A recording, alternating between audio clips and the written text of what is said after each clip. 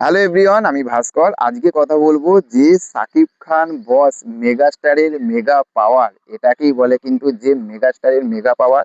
এবং মেগাস্টারের সঙ্গে কেউ চ্যালেঞ্জ নিতে পারবে না, ঠিক আছে? তার রেকর্ড কেউ ভাঙতে পারবে না। তার রেকর্ড সে নিজেই তৈরি করে, নিজেই ভাঙে। না হলে ভেবে দেখো যে আজকে তোমাদেরকে যে দুর্ধর্ষ যে আপডেটটা যেটা দিতে এসেছি, সেইটা কিন্তু মারাত্মক মারাত্মক মারাত্মক। তার কারণ কেন, এই বছর ঈদে এটা কিন্তু সাকিব খান রেকর্ড করে দিয়েছে যে নেগেটিভ ভিউজ, নেগেটিভ রিয়াকশন পাওয়ার পরেও হল মালিকেরা কিন্তু এইটা কি করছে জানো, হাই রেন্টে কিনছে হল মালিকেরা।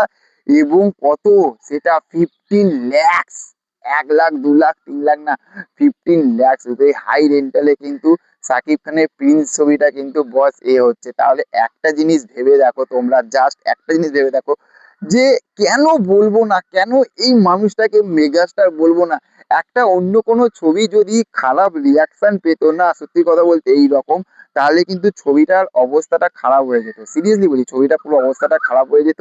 কিন্তু সেইখানে সাকিব খানের ছবি, সাকিব খান রয়েছে বলে আজ ভেবে দেখো যে একটা খারাপ রিয়াকশন পাওয়ার পরেও হল মালিকের কাছে প্রথম চয়েস, প্রথম প্রথম চয়েস কিন্তু সেইটা হচ্ছে সাকিব খানের প্রিন্স ছবি। এবং ভিএফএক্স নিয়ে আমাদের যে একটা ছিল, মানে কি বলবো, একটা আপত্তি ছিল। তারপরে আমরা যেটা দেখতে পেলাম যে গানটা যেটা মুক্তি পেয়েছে, আমি সেটা রিয়াকশনও করেছি। সেই গানটা কিন্তু পুরোপুরি চমকে দিয়েছে, পুরোপুরি আমাদেরকে চমকে দিয়েছে। তার পিছনে জাস্ট কাজগুলো একবার দেখো, সিনোগ্রাফি গুলো, তারপরে সিনেমেটিক শট গুলো, এবং কি সুন্দর সাজিয়েছে গানটাকে, ঠিক আছে?